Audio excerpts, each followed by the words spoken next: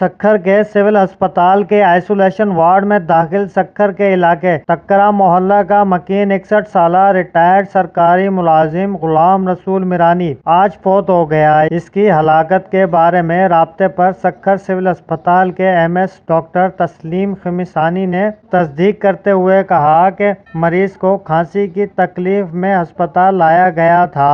اس کا گمبٹ اسپتال سے کورونا ٹیسٹ کرایا گیا جو پازیٹیو آیا تھا۔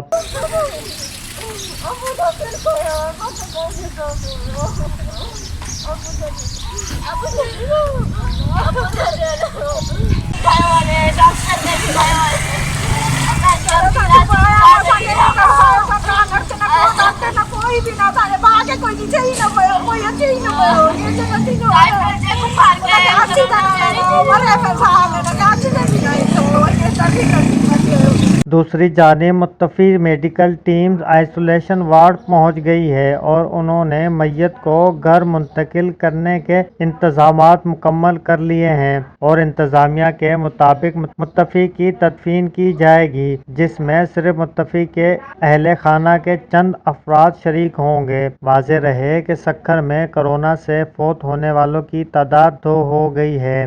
اس سے قبل سکھر کے علاقے جناح چوک کی مکین 70 سالہ خاتون کورونا کے باعث فوت ہو چکی ہیں۔ یار محمد سمرو، وطن نیوز، سکھر۔